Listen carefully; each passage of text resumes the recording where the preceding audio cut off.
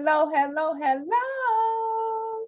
My name is Michelle Bryant. I am the owner of Bryant's Tax Logistics and Accounting Services, LLC. So today I am coming to you with a new video. And I said in 2024, I'm going to start putting out more videos about my experiences, knowledge, just different things, a variety of different things. It doesn't always have to be about businesses or trucking. It can be about careers and just other different things, interesting stuff. But I just want to be a little bit more consistent because I want to take this YouTube content creator experience of more seriously, which I was serious about it before, but I wasn't consistent. And consistency is the key to having subscribers, to growing. My YouTube channel has, even though I don't have a whole lot of subscribers, I made a whole lot of money because of the clients that I was able to bring in from my YouTube channel, which is a good thing. Yay!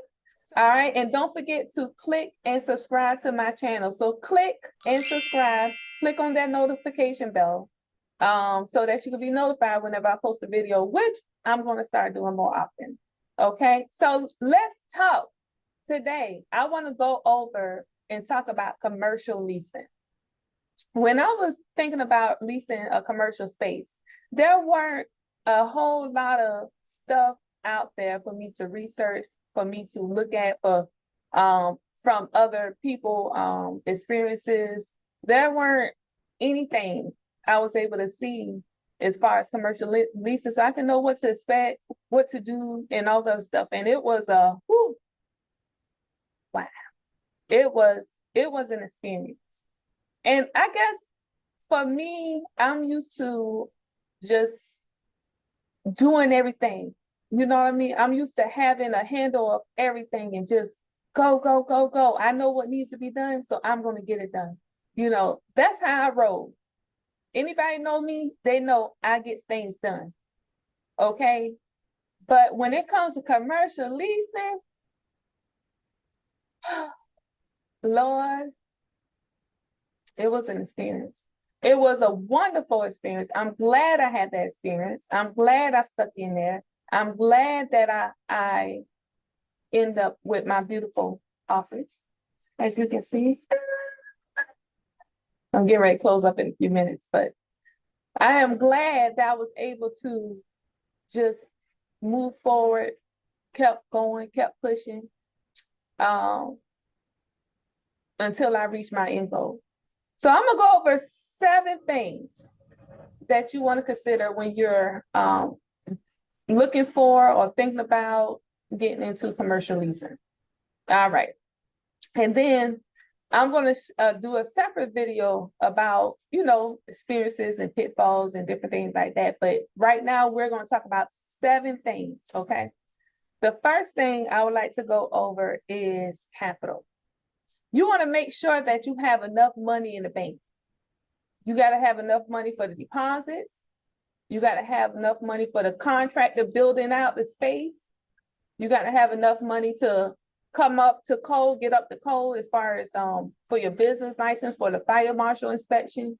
You got to have enough money for your startup, for equipment, for furniture, for decorations, for employees, to pay, if you paying yourself, computers, servers, security system, you need money, okay? So I always suggest to plan. You want to plan at least a year in advance, 2 years in advance if you could. If you're thinking about growing your business or starting a business with a commercial space, okay? I had a previous location, which I still have. It was an office suite. Office suite, I made 1 low payment per month. Everything was covered. I didn't have to fix anything, didn't have to do anything because everything is covered by and done by the owners of the building because it's an office suite, okay? And there are different office suites. I got the office suite that included, I think it's service, where all the expenses, I didn't have any expenses on me. I didn't have to fix the AC. I didn't have to fix the plumbing. I didn't have to fix anything. All right. So that's the type of office space that I have. Okay. Now, in my office suite, my new location is not like that. I'm responsible for everything. So you also need capital for that. Okay. You need capital for that because you can move in, sign that lease, and the AC can go out, or the plumbing can stop working, or anything can happen, just like a home. If you move into a home, purchasing a home, then you have to fix whatever breaks down. But with commercial leasing, even though you're not purchasing it, you are still responsible, all right, for breakdown, fixes, whatever. Okay, so you want to make sure you have some money in the bank. You can start putting money to the side from your business, from your personal, decrease your expenses, okay, and decrease your expenses, your personal expenses, and take that money and put towards your business pot. If you're thinking about growing, put that in your business pot. You can also get a loan, okay, but your credit has to be at a certain point, a certain score. Your debt income ratio has to be a certain point, a certain score to be able to get that loan. Also, if you have an existing business, they want to see a profit and loss. Okay, they want to see a balance sheet. So what that entails, you have to do your bookkeeping. What I preach, bookkeeping, bookkeeping, bookkeeping, bookkeeping. Bookkeeping is very important. And that's one thing that we lack because trying to save money, feel like it's not important. But if you have an SBA loan, or if you look at any loan document that you have, especially SBA, go back and look at those documents. It talks about bookkeeping, okay? It talks about your taxes. It talks about all that. You have to have that. When you're a business owner, how would you know whether you're winning, losing, where you're spending the most money, what you need to cut back on, how do you know anything if you don't have your bookkeeping together? So I'm gonna get off that soapbox, but capital is one of the big things that you need. Oh, one more thing with capital, which I'm gonna touch on later. Money for marketing. All right. Number 2, we're gonna go over location. When I first started, it was in April of 2023. I said, I've been wanted to get a space. My goal is to be the next H&R Block Jackson Hewitt. I want to franchise my business. I want to, but I got to start off from somewhere. I want to get the people who's driving by in the neighborhood and all of the good stuff. I have a lot of clients, but most of my clients are online. Okay. So I'm trying to obtain a different demographic. So yes, I want my online clients. I love my online clients. I still have online clients. I'm taking new online clients. Nothing wrong with that. But I want to grow. I have to insert a different model into my tax business. And that model is having drive-bys, people who in the area, or people who wanted to come in person to a storefront. A lot of people don't like coming to an office suite because when you go into an office suite, some may think that, oh, well, you're not a professional tax person, you're in this little suite, Some people, not everybody, but I have had comments made to me about that. So, location. So when I was looking for a space in April, I would call up, I would see stuff online, call them up, trying to find out the agents or brokers for these properties I want to see, they don't give a darn. They want you to go in to a property that they want you to go in. And if you're not interested in going in that property, they're not going to show you the one that you want to see. They want you to do what they want you to do. I don't know whether they get a bigger commission or it's been sitting longer or they're just trying to get it off their hands or whatever. I've had agents ask me, I said, well, I want to look at this property. Well, you do know I have this other property as well. Okay, well, I will see both. Okay, well, we can see, you can go and look in the window. I said, no, I need to go inside and look at the property. Well, I don't have the keys. Well, when you get the keys, would you let me know so I can go inside and look? And I had to tell them, I say, no, I don't do no window shopping or no virtual nothing. Not when you're talking about thousands of dollars per month. Hell no, who's gonna do that? I don't roll that way. So make a long story short, I didn't go see the place he wanted me to look my head in the window to see. I wasn't able to see the other place because he was in charge of both places. It was 3 places actually. He didn't want me to see the other places and all that stuff. Okay, so I emailed another person. Do you have such and such? First of all, my budget was off. I didn't realize that people don't rent for $1,200 no more. Since the pandemic, things have changed, honey. Things have tripled in price. Okay, so $1,200 out the window. So I guess some people like, oh, you ain't getting enough for $1,200. So I emailed the lady and she was like, oh, what you looking for? What's your budget? And I was like, this and that. And I was like, this and that square feet, up to 1,200 square feet. And at first I was saying like $1,200, but I didn't know. So she was like, oh, I don't have anything that small. And I was like, so what do you have? And what are the prices? So I can try to get a understanding of what is out there, what are the prices, because they're not showing the prices on a lot of this stuff as well. So I don't know. So she stopped responding. And I said, well, do you have any other? Stop responding. Okay. I called another place.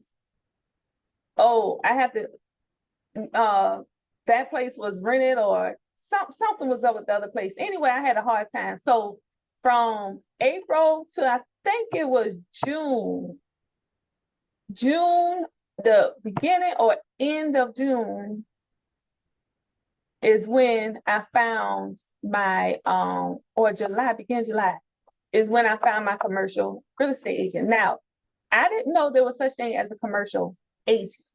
I know you have a real estate agent when you buy a home. I brought 2 homes, had 2 homes built from the ground up. So I know all about that process, but I never thought about a commercial real estate agent. Okay, I never thought about that. And I'm like, So what happened, how I stumbled onto her, I was putting in my information in the system to look at, some commercial properties, and it asked for me to put my phone number in. I may be looking at the computer, my camera's there. So it prompted me to put in my phone number. So I was like, okay, put my phone number in. So I got a call. I don't know if I got a call or email first. I think it was a call from Leah. And she's like, oh, I'm a commercial agent, this and that. And I was like, oh, okay, great. I can help you find a place. And she was like, you don't have to pay me. I get paid. Okay, so with a commercial property, if you're working with an agent, once I rented this place, the owner of this place pays the commercial agent's commission. So I didn't have to pay anything out of pocket, right? Which is great, because I didn't budget for that. So she sent me she asked me what my budget was, what I was looking for. And she was honest. She was like, well, I don't think you'll find anything for that price. Normally this. And I said, okay, well, I can swing that. So she sent me a long list of stuff. And it was different ranges, different areas from Clayton to Henry County, because that's what I asked for. A search of all this stuff. So that's what I asked for. And so I narrowed down myself. I narrowed it down by square footage and I narrowed it down by price. So I looked at all the ones in Henry, Clayton, with the price range that I'm willing to pay in the square footage. And then once I narrowed the list down, it was about 30 places on there, 30, 40 places on there. Okay, I pull up each location online and try to do a Google map search to see is in a plaza. If it's in a plaza, if there are any tax offices nearby and all that stuff. So once I did that, I narrowed that down to even more. Okay, and then I think I had ended up with about 15, 20 properties. So what I did next was I drove by each one of them. When I drove by each one of them, I considered the following: the traffic, if it's in a high traffic area, if someone can see it from the road, is it the visibility of it? the area that it's in. And if I was a tax client, would I feel comfortable going there? Those are the things I consider, okay? And that narrative lists down even more, okay? Because you got places that's in the back of a building, the side of a building, in not a good area, in a not a high traffic area, or one was next to a lounge. Okay, you got to consider the music, the noise coming from that lounge. How is that going to disturb my tax business? How thick are the walls to push out? And I couldn't really say that lounge would cause issues because it was being, the lounge was being put together as well. It was a new lounge that they were putting together. So the construction was going on. So I didn't know how it would affect my business. So I said no to that. So you got to consider those things. So once I narrowed that list down, then I asked Leah, I said, Leah, I sent an email, I said, of all the property, I said, can you check and see if these properties are still available? So she checked it. Some of them, a lot of them weren't available. Some of them still available because time has passed since I first started this process. So, and I went on vacation, she went on vacation, you know, time has passed. So the properties that were still available, I asked if I can see them. So she got the same thing. Oh, this person want me to look at this property instead of that property. And then I had to do an application to see a property. Still hadn't heard back from them. If I was able to see the property, you know, just different roadblocks. So then she would send me new property, you know, that come along and stuff like that. And stuff. So that I will tell you a little bit more about that in another video, because this video gonna be too long if I go into all the pitfalls, but I do a separate video about that. All right. The next thing I want to talk about is, okay, so location was 1, 2, capital. Now 3, I already went over the agent. All right. So Leah was my agent. I'm so grateful for her, even though I put in a lot of work. Agents don't just do everything for you. You got to put in the work too. So I put in the work, I put in the footwork, going by all these places. I was wore out. I wanted a place that was close to my home or at least 20 minutes from I didn't want a place that was too far on the other side of town, because I had to consider after work how long it's going to take me to get there. You know, that's the most important thing to me. How long it's going to take for me to get there, because I work a full time as well. So when I get off, I need to be there in about within 20, 30 minutes. And work, and then when I get off from here, I need to go home. So how long is it going to take for me to get there? You know, so I had to drive. So you only could do so much online. So I had to drive the distance to see, okay, where this place is located at, where this other place is located at, what, you know, I had to do all that. Okay, so that narrowed down, that's the footwork I had to do and stuff, and see the places on my lunch break. You know, different stuff like that. But Leah did a lot of communicating and negotiating and stuff with me. So once I found a place, she was able to come up with a LOI, letter of intent of what I would like, what I requested from the owners to have before, you know, sign the lease, or include, not before sign the lease, but what have included in lease, like for example, to have this area painted. This area was, the whole place was orange and all this stuff. It was terrible. And I put it in the letter, okay, I would like the place painted. I can do all the build out and everything else, but at least have the place painted. So that's when I first saw it was, so at least have the place painted. Okay. That was one of the letter of intent. And the owner could say yay or nay. You know, you want to put your stuff in the letter of intent that you want, or that you requesting of the owner to have done to the property, that have included in the lease, so the owner could do it to the property. Okay, so Leah was able to work all that out for me. And then I asked her for her opinion on a lot of things. Do you think this would be too much? Do you think if I ask for this, we only got, you know, or she let me know from her experience dealing with commercial property what it was. So we were able to bounce information off of each other. So number 3, agent. Number 4, contractors. You want to go ahead and get your contractors that you can trust, that can do everything for you.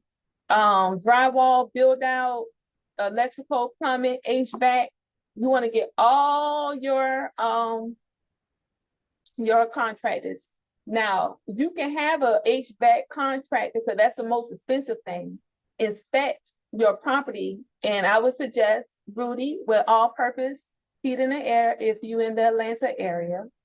And he goes to Macon. But he was able to inspect the HVAC system. Okay. Now, when I got this property, he inspected another HVAC system at another property. But when I was looking at this property, he was out of town. So I couldn't have him inspected, but I knew if something was wrong, he was able to fix it. So you want to have your contractors on deck. Okay, because you're gonna have, when it's time to go, it's go time, because you're paying for this property while everything is being done. So you ain't got time to wait months and months and months and months to get stuff together, because you need to make money. So it's go time. So you want to make sure you have your contractors on deck. Okay. The next thing I went over 1, 2, 3, 4, 5 is licensing. All right. Business license and fire marshal inspection. All right. So with my business license, I had to have things fixed, and I was freaking out because I was thinking, okay, I'm moving into a space. Y'all supposed to already have this ready for the next person so they can get their business license. Okay. All this stuff should have been done already. I shouldn't have to do the build out and fixing up and this and that and still have to worry about getting things fixed for the business license. That should be y'all. But no, honey, that is not true. Okay, it's your space now. You got the lease. You get it ready for the business license, for the fire marshal inspection. So I failed the first business license, the fire marshal, I failed the first building inspection. The building inspector came first, and once I passed that, and I got my and then the fire marshal came by and did that inspection. So I failed the building inspector because I didn't have all the exercise up. I needed a extinguisher thing. I had a few holes in the ceiling and all that stuff. You can't have all that because it's a hazard. And I had a few other things I had fixed, and I was like, oh, hell no. I'll email it.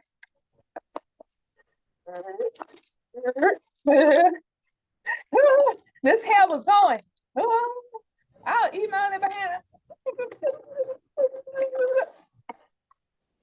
And my business mentor, he told me, he was like, that's how it is. It is yours now. You got to fix it.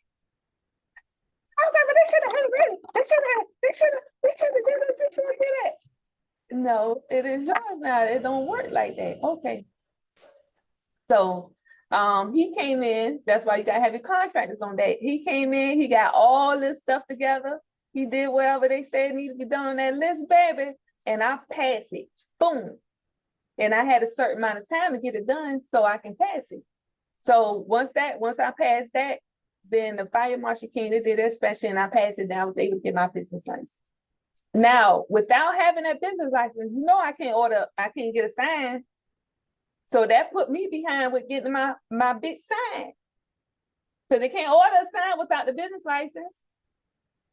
So that's why you got to have these people on deck. Okay. So next thing, marketing. I am still marketing. I'm doing a whole lot of marketing. I went the EDDM route through the post office, Facebook, Instagram route with marketing, paying for ads. I have paid ads on Google.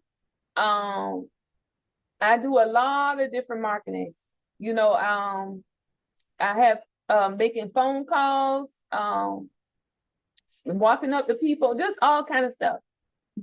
Send somebody to different businesses around the area just to introduce the new girl to the area. It's a lot of different marketing tactics you can use. But you have to market yourself because people have to find you. Okay, people have to see you. If they don't find or see you, then how are you gonna make money? And right off the bat, it's gonna be an experience because all the people in the area is not just gonna come flowing through your door by the droves. You know, it doesn't work like that. You have to, I'm in the building stage. The first 2 years is the building stage. My mentor told me, my business mentor told me, the first year is you recouping. It won't be no profit, it'll be you recouping, which is true. You know, every business owner in this block I spoke to, they say it was rough the first few years. It was rough. That's why you got to have the capital or have the ability to get more capital if you run out. If you keep your credit together, keep paying your bills and all that stuff, you have the ability to get more capital if it runs out. All right. So marketing is the most important thing. You can't just post on your Facebook page and Instagram page and think you got to pay for ads. That thing costs money. And in the new EDDM I've been trying out, it may work, it may not work, but I'm trying. And somebody gonna see those flyers. They're just marketing. You have to do your marketing. You know, I pay for TikTok, some stuff on TikTok. I'm gonna market more on TikTok. I have to do marketing. You know. So the last thing is recouping. All right, so all the money you done spent getting into your space, renovating your space, doing the build out, buying all the furniture, buying all the printers and the computers and the servers and the alarm system, everything costs thousands, all of even the flowers in the darn thing. About $3-4 per stem. And I got about 20 of them in each thing. It's a lot. It's a lot of recouping. But you want to cut back on your expenses so that you can recoup that money. You want to cut back on a lot of things that you were doing previously so that you can recoup that money. Okay? You want to focus on the things you need, your rent and all that stuff you need to pay for your office, your payroll for the office. I'm not even gonna pay myself the first 2 years. I already say I'm not gonna pay myself. If I pay myself, it will be very little because I'm in the recouping phase. Okay. Once I recoup all the money I have spent and I get a grasp of getting my clients in and staying open throughout the year and stuff like that, then, you know, once I'm out there recouping stage, then I'll be good. Now, I do have a trip to Jamaica, and I'm going with my classmates. Now, I am going to that, but everything else in the year, I don't know. I don't know. That I had planned previously, I canceled a lot of stuff. I canceled my cleaning ladies, Lord. I canceled my cleaning ladies. Oh, I love them. I love my cleaning ladies. Now I got to clean my own house again. All 3,250 square feet of it. I would say 3,300. All 3,300 of it. I got to clean it. It takes me a little bit of time, but I can do it. I did it before. I just got comfortable with my cleaning ladies. Oh, they'd come in there and knock that thing out in 2 hours flat. But I had to cut them off because I got things to do. You know, and I have to cut down some expensive. I got to stop eating out so much. But I'm not spending a lot of money eating out, but I have to eat out because I don't have time to cook because I'm busy working and I don't get home till late. So there's just one of those things. But yes, I just want to go over 7 things you have to consider with getting a commercial leasing space. All right. 7 things. So I just wanted to go over that with you. If y'all have any questions, you're welcome to email me. My information will be in the description box below. But I am offering business credit webinars, starting a business webinars. I'm going to turn them into online courses. So you can just click on it, go about your business and do whatever. But as of right now, I'm doing live webinars to help you, to guide you, to send you and get you going in the right direction. I also offer different services for tax preparation. I do personal business tax preparation. I do tax planning, consulting. Also, I provide business services as well. Variety of different business services, trucking services, and I'm introducing a new service called electronic filing and compliance service for all my truckers, owner operators, carriers. Also, I provide bookkeeping, is the accounting piece, bookkeeping services, which is very, very, very important. But if you need anything, you don't see it listed, you can always email me, call me to find out if I provide that service. And 9 times out of 10, I do. It's just I can't list everything. So all my contact information, website, phone number, email will be in the description box below. Thank you for watching. I ask you to please like and subscribe. Click on that notification bell. You are going to be receiving more and more videos from me. And it's going to be about a variety of different things. So it's not only going to be about taxes and trust. We're going to talk about a lot of different stuff. I got the office, I got the space. I have a little office in the back. I said it's going to be my social media room, but it's dark back there. Well, I got good light, but it's nothing like the windows, and it's so pretty up here. See, my office is a little homey. It's like when people come in here, they say, oh, I feel like I'm at home. That's how I want y'all to feel when you get your taxes done. I want you to feel at home. It's not a party. I'm not about to be popping my tail all over the internet and stuff like that. It's about getting business done. Good business in the comfort of your home. All right. Well, thank y'all for watching. You have a good day. Bye-bye.